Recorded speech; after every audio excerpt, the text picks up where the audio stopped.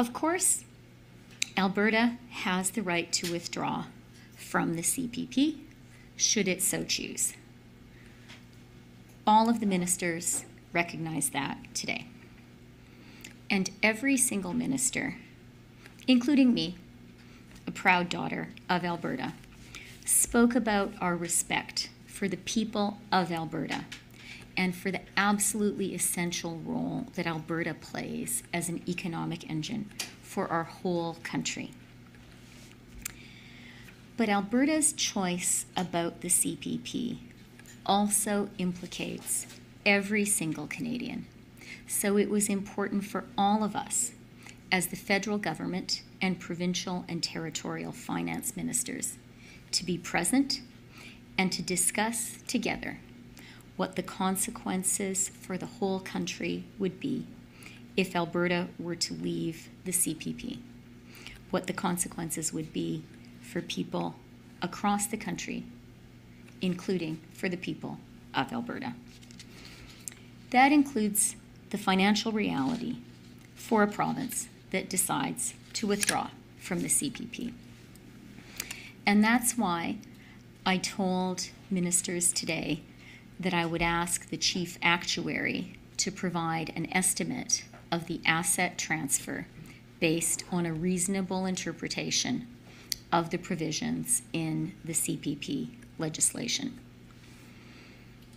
Our officials will work together to define the precise taskings for this work. One of the other points that I raised in our meeting, and that was raised by many other ministers, was the issue of portability. The CPP allows Canadians to live and work anywhere in Canada without jeopardizing their retirement. Many ministers spoke personally in this meeting. They talked about their own lives living and working across Canada, and they talked about the lives of members of their family and how portability had been really important. If Alberta were to withdraw from the CPP, the federal government would need to issue a regulation recognizing comparability with the CPP, and Alberta would need to negotiate complex, time-consuming portability agreements with the CPP and with the Quebec pension plan. Furthermore, if Alberta were to choose to leave, the government of Alberta would also need to negotiate international social security agreements to ensure similar treatment of contributors who spend part of their careers abroad. As an example, Quebec has negotiated its own social security agreements with 39 countries, and Canada has negotiated with 60.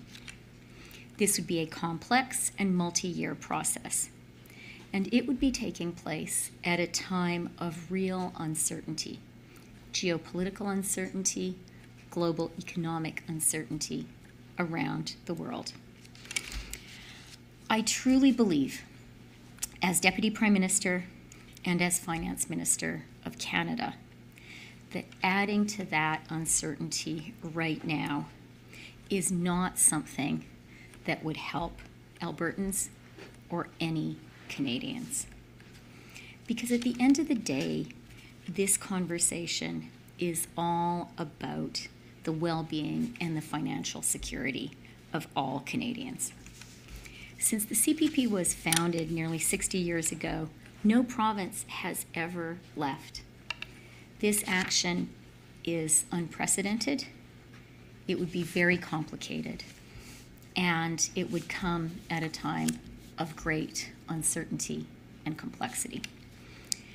Protecting the pensions of every single Canadian is a priority for our government.